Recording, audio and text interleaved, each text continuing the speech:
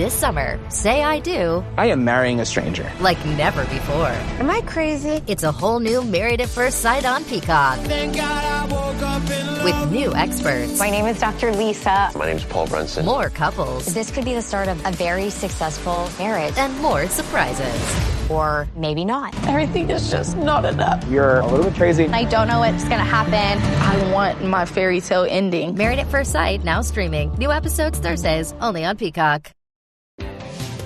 If you've ever blasted synth beats from your boombox or burned CDs for your besties, this one's for you. As people get older, much like their music tastes, their health needs change. AG1 is the simple daily health drink designed to deliver over 75 essential daily nutrients and pre- and probiotics to support energy, digestion, and mood, so you can make the most out of every decade and dance break. Learn more at drinkag1.com. Welcome to Holocron Histories, Star Wars Canon versus Legends, where we're going to take a deep dive into the lore of the Star Wars universe. All right, and welcome to the Holocron Histories podcast. I'm Teacup, also known as Austin. And I am Ben of Temeria. All right, and we're here to talk about all kinds of awesome things happening in Star Wars, in Legends, and all of that. And so, Ben, what do we have to talk about today? Yeah, today we're going to be going over the lightsaber, the most notable weapon in the Star Wars universe. Even if you're not even a Star Wars fan, you're going to know what a lightsaber is. It's the laser swords. It's in everything. I think it might be one of the most iconic things about Star Wars, other than maybe Darth Vader's breathing. Oh yeah, without a doubt. I mean, heck, we get even going after Star Wars, there have been so many sci-fi movies that just now use laser swords, even if it's not called a lightsaber. It's right. So similar. Yeah. I think it just goes hand in hand. I mean, I can't really think of any Star Wars media that doesn't have at least a lightsaber somewhere. Right, yeah. I was going to say Mandalorian, but we get that at the very end of season 1, so. Yep. Yep. All right, well, let's just dive in.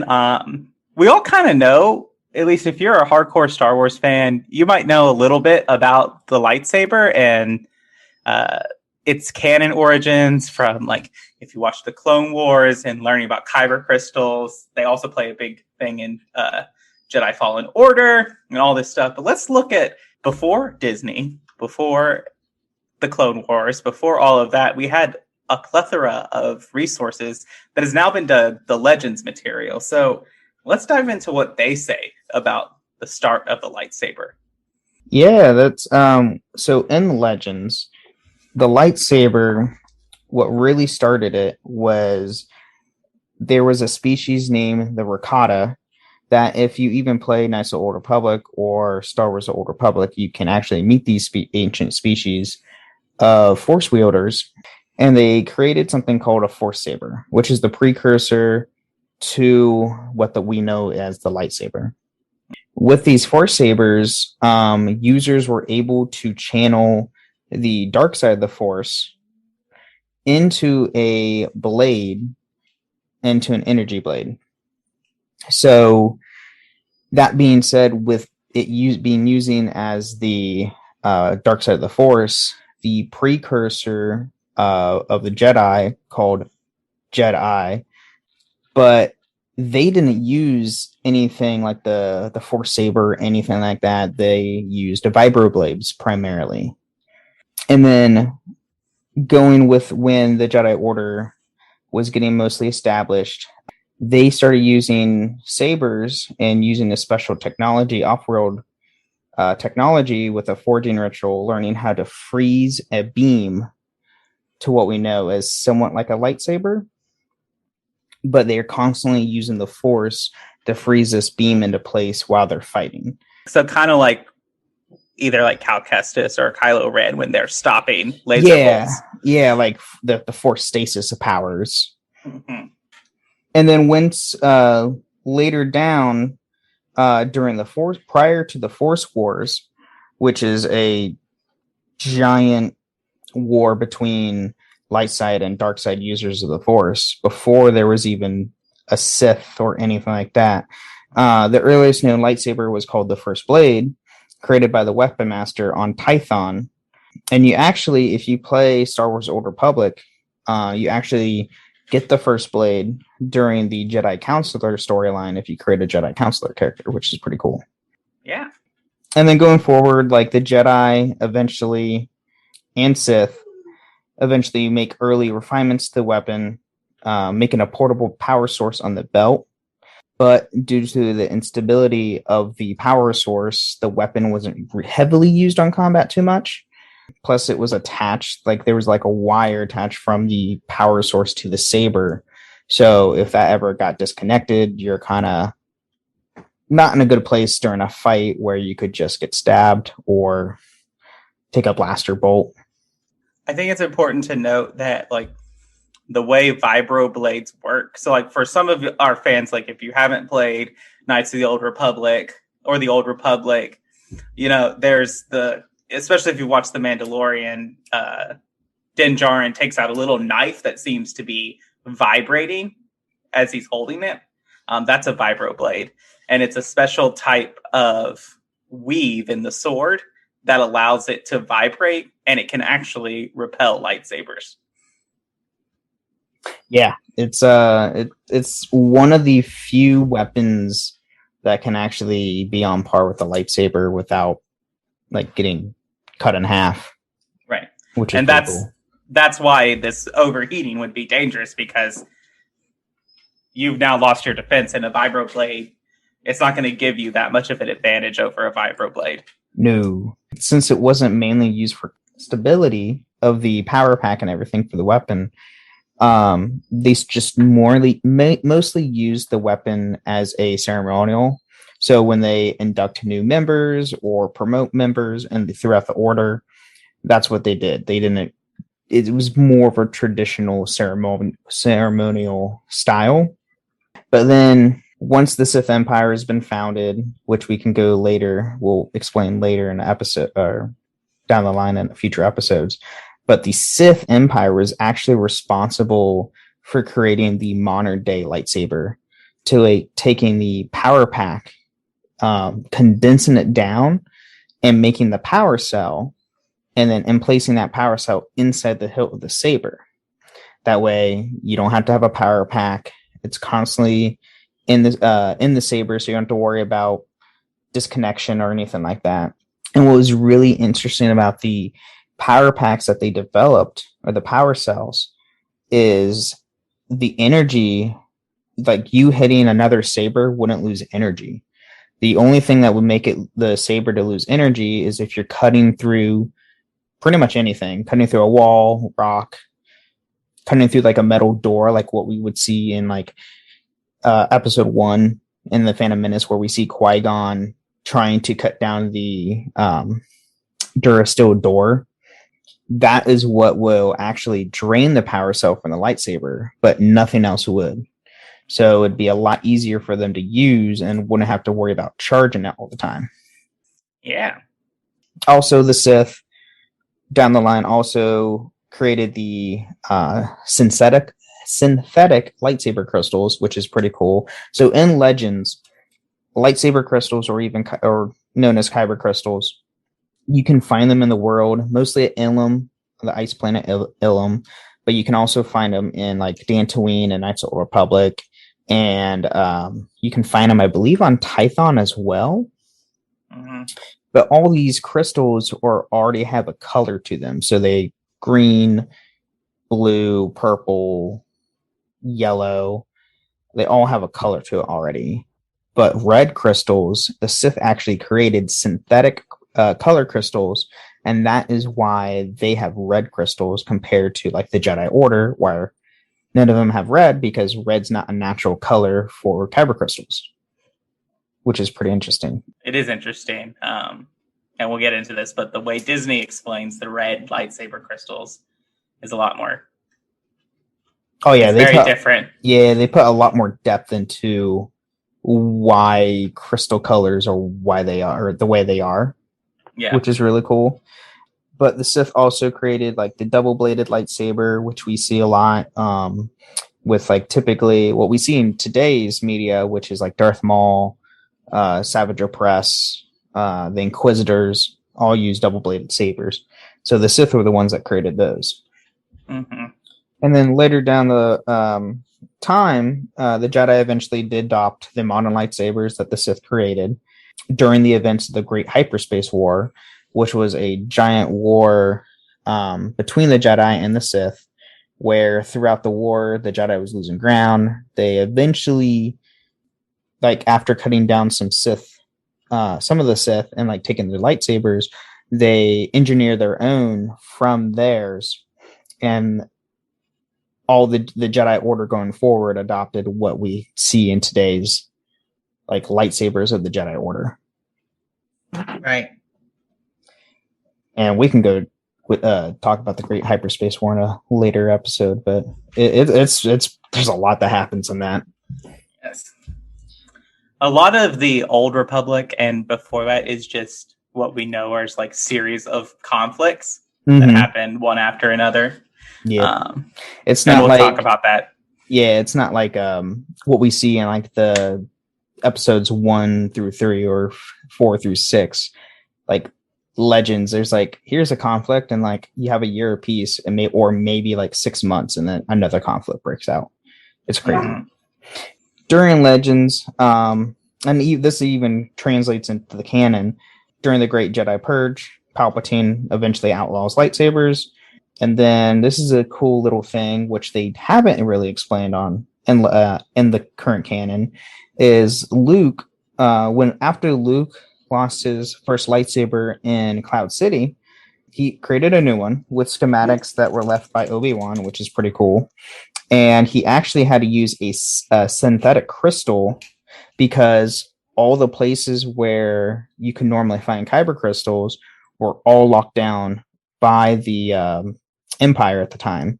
So he was not able to get to any of these places, let alone, be able to get a crystal at that point, because the Empire was mining them so much for, the Death Star. Right. So that's what I got on Legends. And that's another thing that is kind of transferred between Legends and canon, is that the Death Star is powered by kyber crystals. That's which is how it has such a devastating weapon. Yes. And we see that in Rogue One. We see that in you actually see in Star Wars Rebels the Empire transporting a giant kyber crystal for some unknown purpose that we don't know. But if you're a hardcore Star Wars fan, you know what exactly it's going to be going for. And once it blows up, it's a giant explosion. Well, that's Legends. One book that you can read from Legends if you really want to get into like what the Jedi were like before the creation of the lightsabers would be the Dawn of the Jedi book. Ooh, I don't think I've even read that one yet. Yeah, I've read about like half of it or some parts of it. It's good and it's interesting. All right. You want to move on to canon, or you want to take a short little break? Yeah, we can do the mid break. All right. Let's take a break then.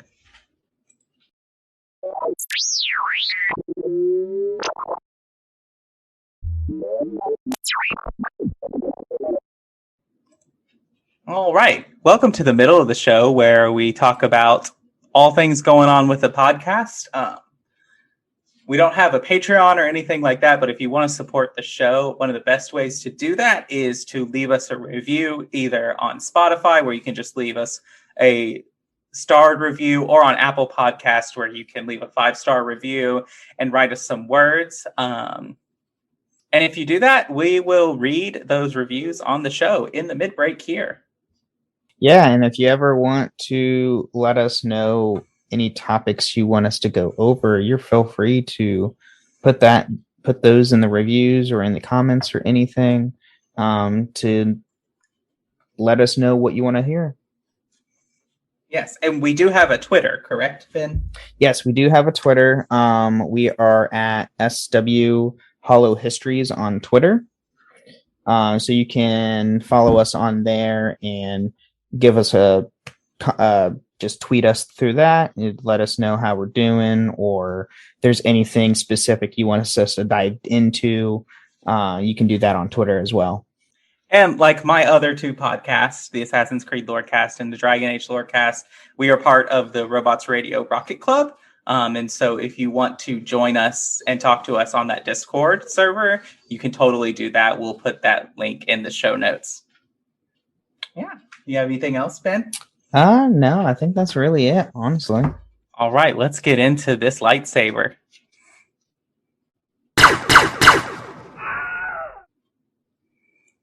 All right. So Ben, what is canon about the lightsaber? What do we know? All right. So what we know is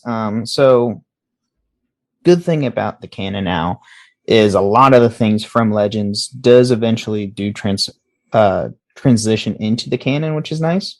But as far as the canon, as far as the lightsaber itself, the only thing we really know about its construction, it was created thousands of years before the Galactic Republic that we see in the prequel series movies. So like episode 1 through 3. That's the only thing we really know. We don't know too much on the origins itself on the blade. But it did take a major role in the Clone Wars, as we see. And then, I don't have this in the show notes, but if you read the High Republic novels, the lightsaber is a big thing that the High Republic Jedi Order use as well. So, and they go a lot more unique designs as well during the High Republic age, which is pretty cool, which I'll get more into here in a bit. But notable parts for the lightsaber, you have the emitter, the power cell, the activator, and then the kyber crystal. The materials that you can use for the lightsaber hilt, though, all vary. So, for instance, in Star Wars: The Clone Wars, there is, I believe it's like a 2 or 3 episode little arc that you see the younglings of the Jedi Order actually go to Ilum with Master Yoda and Ahsoka, where they go get their kyber crystal. And then after they get the crystals, they construct their first lightsaber. And in that episode, you actually see one of the few Wookiee Jedis, which is really cool. And he uses Bylark tree, which is a material. Bylark is the native tree to Kashyyyk. So it's something unique for his saber, for his homeland. And then you can use like gems and different types of metals and such for the saber hilt, which is cool. So one of the things about Jedi Fallen Order as a game is you get to customize your lightsaber with all kinds of different styles and parts, and you can kind of see the different like metal materials that you can use your lightsaber in when you're going in to customize there. Yeah, and then the cool thing about the styles too. So there's in the Jedi Order, there's 4 different unique styles that you can you can use for your saber. There's duty and resolve, peace and justice, elemental nature, and then valor and wisdom. Those 4 styles are the premise, like the basic styles that you can use to create your lightsaber. And we see that like in Jedi Fallen Order, there's different ones where like Obi-Wan's is, I believe, a peace and justice style. Mm-hmm. And you get that in like the part names when you're customizing your saber in Jedi Fallen Order. Another cool thing is you can use those, like if you ever go to Batuu at Black Spire Outpost at Galaxy's Edge, when you go to Savi's workshop, you actually choose, there's peace and justice, elemental nature, and duty and resolve, 3 of those Jedi styles that you can use to build your very own saber at Savi's workshop, which is pretty cool. And then going on, the Sith also have some styles as well. Passion and strength and power and control, which, like I said, in Galaxy's Edge, you have the power and control for the Sith style saber that you can create at Savi's. Which, cool thing about Savi's is a part of the canon, so that park is a living, breathing thing for the Star Wars universe. So everything that happens at the park is part of canon. I see. And then just like in Legends, the lightsaber blade can cut through basically anything. Now, there are materials like the Viber blade that it can't cut through. There's Beskar that we see in Mandalorian, and then also in Clone Wars. We have Zilla Beast hide, which you do see Zilla Beast in the Clone Wars animation. You have the Elite Petroleum Guard armor, which is the guard armor that Darth Sidious or Palpatine's guards are made of. So the red armor they have. And then also the armor that Snoke's guards have in Last Jedi in Episode 8. And their armor, you can tell when they're Rey and Kylo are fighting them, they can actually use their arms to block saber hits because it just bounces off. But you also have like personal energy shields, and then there's some other metals and other armors in the universe that are more resistant to lightsaber strikes. We haven't really seen the personal energy shield come back to like official mainstream canon yet. Not official. I think it's mentioned in the books mainly. I don't think it's like we don't see it in live action or like in the animation yet. Right. So, and also with the lightsaber, and we see this in Clone Wars, lightsabers can actually function underwater somehow. As far as that works, it was not explained. We see Force. It's the Force. just use the Force. It'll work. But we see that in an episode with Kit Fisto, Anakin, Kit Fisto, and Ahsoka go on a mission where they have to go underwater. And I think it might be on the planet Manon, but I could be wrong. It's on Mon Cala. It's on Mon Cala. It's on Mon Cala. Okay. It's the Mon Cala Corran conflict.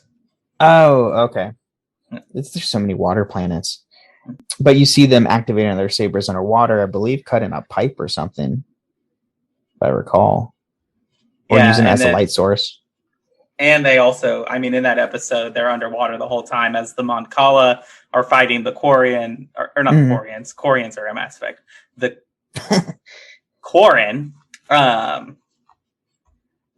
and they're having that conflict, and Kit Fisto, Anakin, Ahsoka, they're all there helping the Mon Cala with the aid of the Republic hold off the Separatist and the Corran.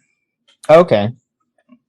Yeah, it's been a while since I watched Clone Wars. Yes. I need to rewatch it. The Mon Cala are like Admiral Akbar, that species of people. Yeah. Mm-hmm. And then the Corran are the squid head people. Oh, okay. Yeah.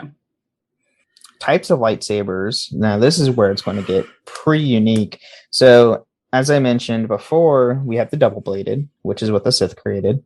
There's the split saber, which, fun fact, if you play Jedi Fallen Order, down the story, you actually redo your saber to where it becomes a split saber. So you can take it apart or put it back together. There is the saber pike, double-bladed spinning saber, which is what the Inquisitors use. You have the dual phase, and the dual phase sabers are like Kanan Jarrus, his saber is a dual phase to where he can adjust the length of the saber. And you see that when he's training Ezra, to where he shortened the saber blade to his height level. Right. And then we see the crossguard saber, which is what Kylo Ren has. And then we also see a crossguard in Star Wars Rebels when they go to Malachor. Mm-hmm. Just for that little nod. We have the curved tilt, which is what Count Dooku uses for more of a fencing style of fighting. We have the cane saber, which we see from one of the Jedi Masters in the Jedi Temple. I cannot remember his name. I know he helps Ahsoka, but he has to have a cane. Yeah. But he has a saber hidden in his cane. Mm-hmm. We got a training saber, which are like standard lightsabers, but the blade is such of a low energy level, it can't cut anything. Mm-hmm. We got the Shoto saber, which is what Ahsoka has as her second saber. We have the light whip, which is this they actually just recently canonized in one of the High Republic books, to where a Jedi Knight, I can't remember her name on top of my head.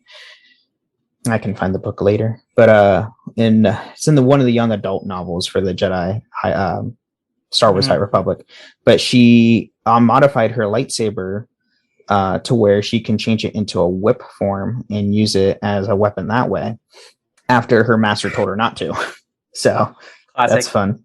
And then we have the Saber Blaster, which is what Ezra has. His first lightsaber was a Saber Blaster hybrid. We have the Dark Saber, which is its own unique style.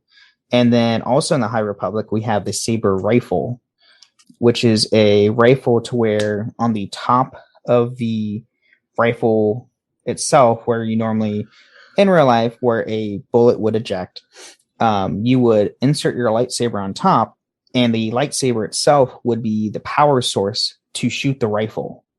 And it basically almost disintegrates anything like you shoot. So like take Mando's Ambin rifle from season 1 when he shoots a Jawa. Like Jawa just goes poof. Right.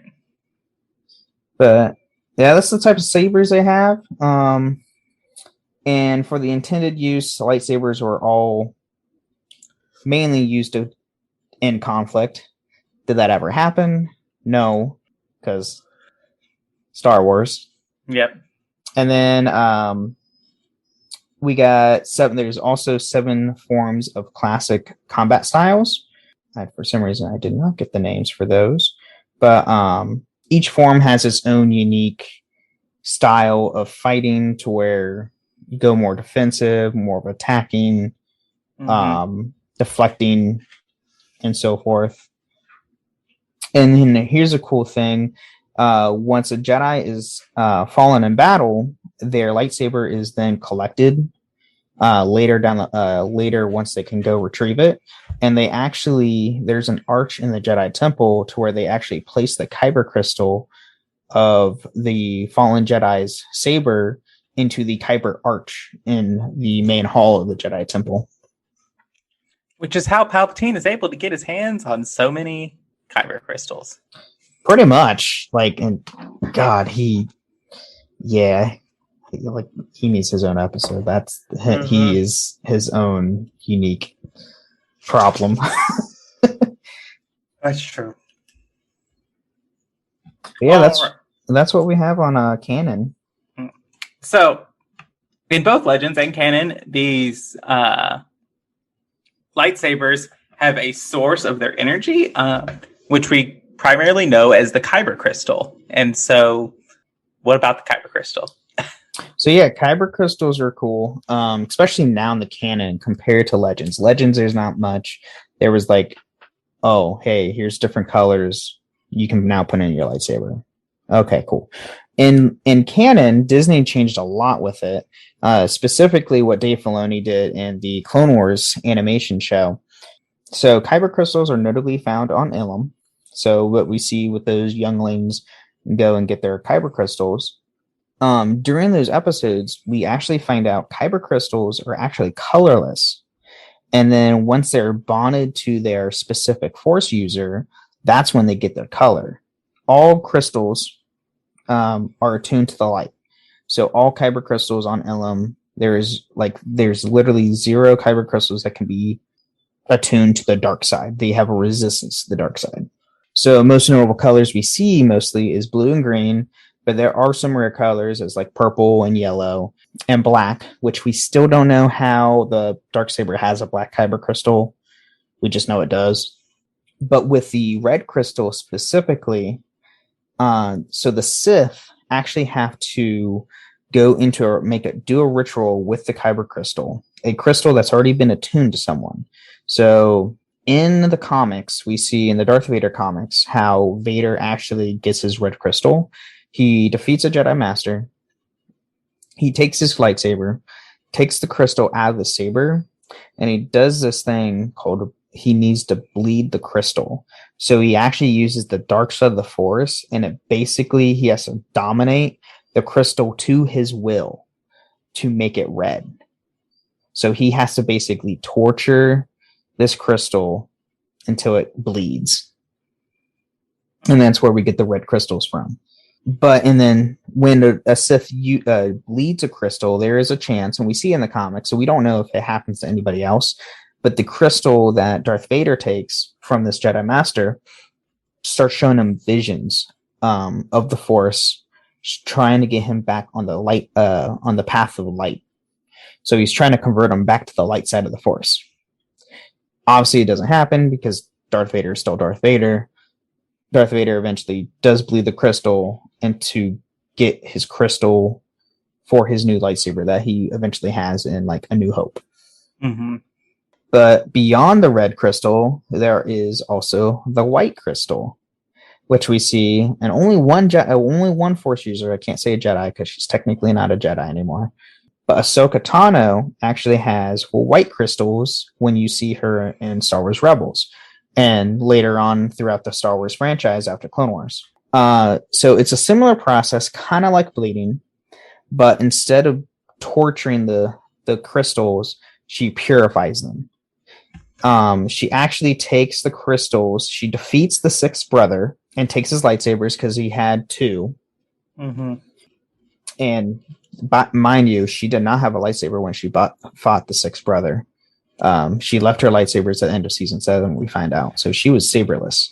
So she defeated an Inquisitor without a saber, takes his lightsabers, and then basically heals these crystals and purifies them with the light side of the Force to where they just turn from a bright red to a bright white, to where they're a pure white color, which is cool because after that we don't see anybody use a white crystal. So to be determined with that. And then once we get into the sequel series, we have Kylo Ren. Now his crystal is unique. Yes, I believe he took his own crystal he had with the saber and bled his old crystal to his new one. But when he was doing that, it cracked the crystal. And so with his lightsaber, the reason why he has like his is technically a cross guard, his two side beams for the saber are actually vents of excess energy because the crystal is unstable, and that's why you hear having the crackling sound when he's always ignitioning and turning it on. And then also if you ever go to Galaxy's Edge, you can buy Doc Ondar at his Den of Antiquities on Batuu. Actually sells kyber crystals, blue, green, yellow, purple, red, white. As how he gets these crystals, nobody knows, but he sells them for a profit. And at the same time, the gatherers who work for Sabi's workshop, actually collects kyber crystals and lightsaber parts and teaches people about the art of creating a lightsaber. But yeah, that's what we have on kyber crystals. Yeah. Well, thanks. Do you have anything else to say on the lightsaber? No, I think that's primarily it that we really got right now. I mean, with the High Republic and then what Disney's doing with the TV shows, I'm sure we're going to get a lot more in-depth stuff going forward with the lightsabers. I would say mainly we'll get more focused on them in the High Republic book novel series, because they go a lot more in-depth with like designs. There is, I'm trying to think of his name. I think his name is Master Stellan Gios. He actually has a cross guard, but his saber hilt is very unique to where he actually has on the side vents to where the energy beams come out on the side. He actually has a metal piece below those, so his hand will actually stop at the metal to where it won't like actually hit the energy blade. Compared to where Kylo is kind of like free, so he has to have Kylo has to have a good grip. If he doesn't have a good grip, he's kind of screwed. Right. But yeah, I love the lightsaber. It's iconic. I think it's the one thing that every Star Wars fan wants in real life is a lightsaber. Hey, they do have a real one. It's made of plasma. Yeah, there was a team that actually created an actual working lightsaber made of plasma, which is pretty cool. It's the closest we'll probably ever get. Yeah. In our lifetimes, at least. Yes. So thanks for listening to the Holocron Histories podcast. We will see you next time. And then may the Force be with you. Yeah. Thank you for listening to Holocron Histories, Star Wars Canon versus Legends. You can find us on the Robots Radio Discord at robotsradio.net. You can also follow us on Twitter at SWHoloHistories and contact us at holocronhistories@gmail.com.